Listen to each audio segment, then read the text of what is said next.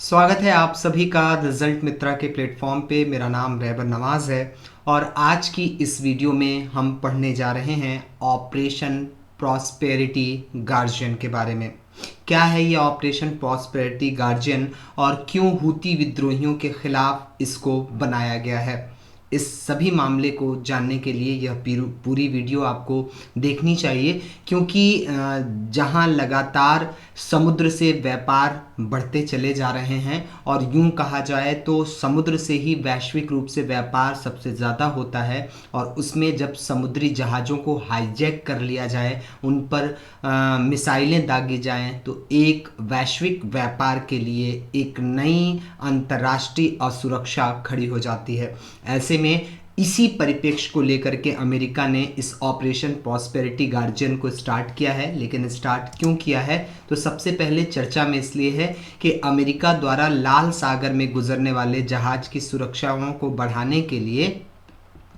संयुक्त समुद्री सुरक्षा बल को प्रारंभ किया है। ये बल है, परंतु अब तक कई अमेरिकी सहयोगी देशों ने इसके प्रति अपनी प्रतिबद्धता नहीं जताई है। यानी जहां एक और अमेरिका लाल सागर में सुरक्षा चुनौतियों को लेकर के एक नए संगठन की स्थापना कर रहा है, एक नया ऑपरेशन चला रहा है, तो वहीं उसके सहयोगी देश इसका साथ नहीं दे रहे हैं। तो आखिर क्या है मामला, बिटवीन द लाइन की प्रोसेस क्या है। तो सबसे पहले समझते हैं कि ऑपरेशन प्रॉस्पेरिटी गार्जियन क्या है। देखिए, लाल सागर जो है भूमध्य सागर और हिंद महासागर को जोड़ने वाला एक प्रमुख व्यापारिक मार्ग है। वहीं भूमध्य सागर जुड़ा हुआ है आपका किससे, अटलांटिक महासागर से जुड़ा हुआ है, और ये अटलांटिक महासागर के किनारे सभी यूरोपियन कंट्रीज हैं और साथ ही साथ अमेरिका, कनाडा, मैक्सिको जैसे देश भी अवस्थित है। अमेरिका, भारत, इजराइल, चीन, ब्रिटेन जैसे कई सारे बड़े G20 समूह के देश इस मार्ग का प्रयोग करते हैं। कौन सा मार्ग, लाल सागर का मार्ग, रेड सी का मार्ग, जहां से वह अपने देश से आयात और निर्यात करते हैं। परंतु जब से यमन के उत्तरी क्षेत्र पर कब्जा जमाया है हूती विद्रोहियों ने, जो कि एक शिया बाहुल्य इलाका है, और यहाँ पर गृह युद्ध लगातार चल रहा है, और गृह युद्ध में जो यमन है, आप देखेंगे कि ये रहा आपका अफ्रीका का मैप, ठीक है, ये भूमध्य सागर है आपका,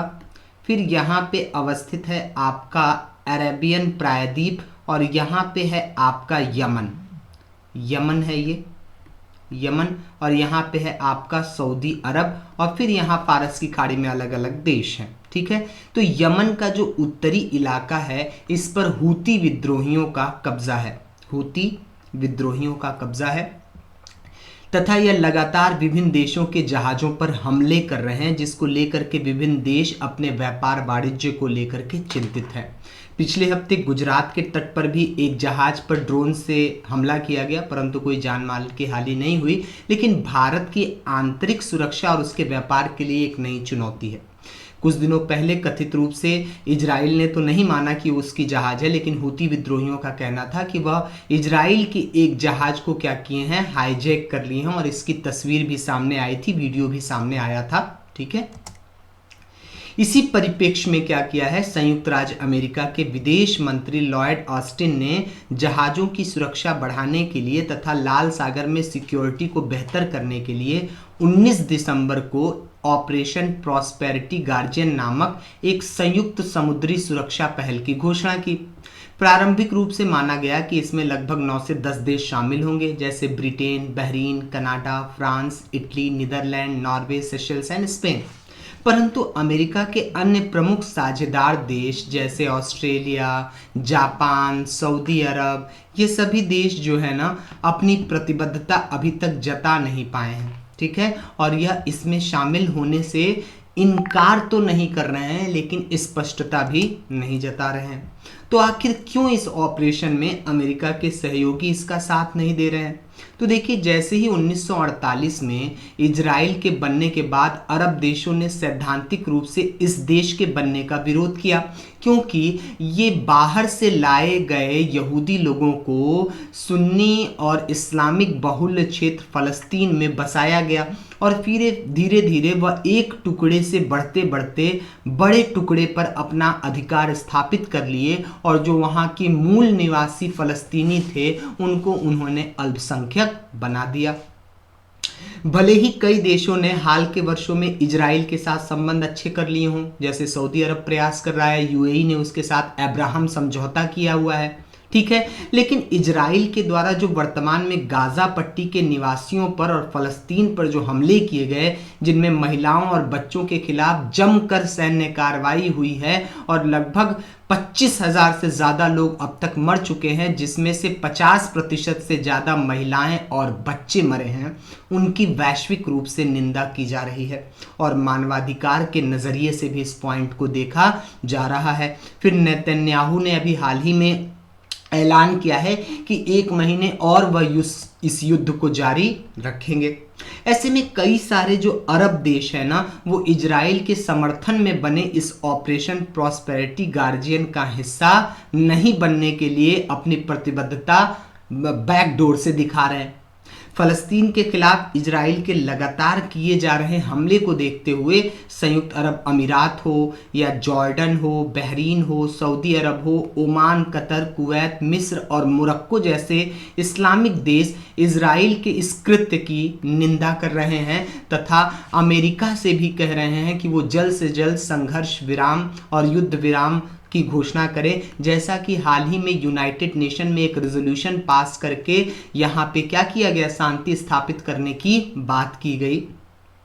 फिर सऊदी अरब जो कि अमेरिका का एक प्रमुख साथी है, वह भी दशकों से हूती विद्रोहियों से प्रताड़ित रहा है, परंतु जब ये ऑपरेशन प्रॉस्पेरिटी गार्जियन के तहत एक संयुक्त पहल स्टार्ट की जा रही है समुद्री पहल की, तो वो अमेरिका का साथ नहीं दे रहा है। क्यों नहीं दे रहा है? क्योंकि वह ईरान के साथ अपने बिगड़ते संबंधों को अब सुधारने की कोशिश में लगा हुआ है, क्योंकि सऊदी अरब है सुन्नी बहुल और ईरान है आपका शिया बहुल देश। ऐसे में ये ईरान को कहा जाता है कि समर्थन करता है यमन के हूती विद्रोहियों का, और ईरान का समर्थन अगर इसको है तो और ईरान से ही अगर संबंध अच्छा कर ले सऊदी अरब, तो हूती विद्रोहियों ने जिस प्रकार से सऊदी अरब के तेल कारखानों पर हमला किया था ड्रोन से पिछले साल,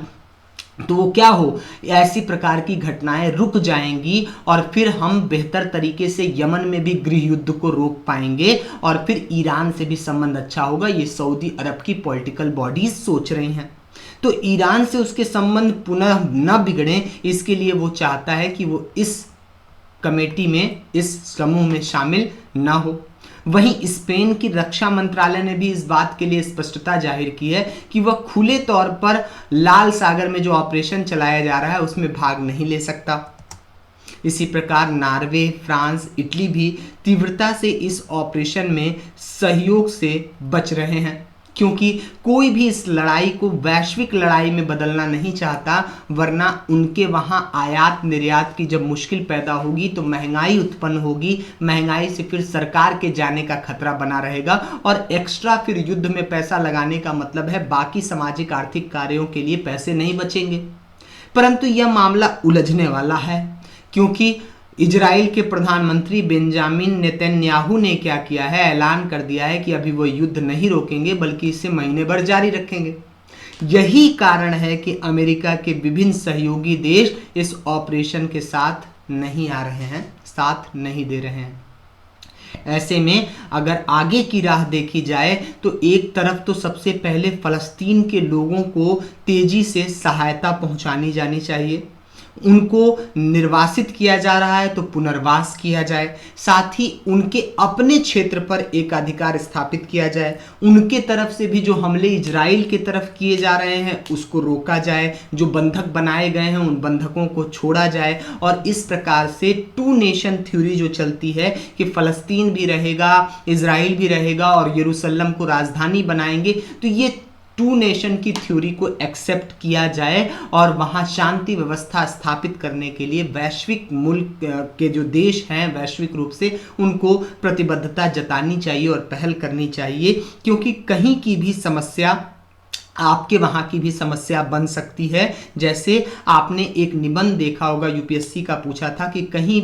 कहीं पर की भी गरीबी हमारे लिए गरीबी का कारण बन सकती है। तो कहीं भी युद्ध की संभावना हमारे वहाँ भी युद्ध ला सकती है। इसलिए भारत के एक बड़े मशहूर शायर हैं नवाज देवबंदी साहब, उनका एक शेर है कि उसके कत्ल पे मैं भी चुप था, मेरा नंबर अब आया, मेरे कत्ल पे आप भी चुप हैं, अगला नंबर आपका है। तो कहीं पे भी मानवाधिकारों का अगर उल्लंघन होता है तो वहाँ वैश्विक रूप से जो लीडर्स हैं और संस्थाएं हैं उनको उठ खड़ा होना चाहिए और वहाँ मानवाधिकार को स्थापित करना चाहिए। तो आज की इस वीडियो में इतना ही। उम्मीद है आपको जब भारत अमेरिका इजराइल के साथ जो संबंध है उस पर लिखने के लिए मेंस में कभी आया तो ये सभी पॉइंट आप डाल सकेंगे। मिलते हैं अगले किसी एपिसोड में, तब तक के लिए जय हिंद। देखते रहिए रिजल्ट मित्रा।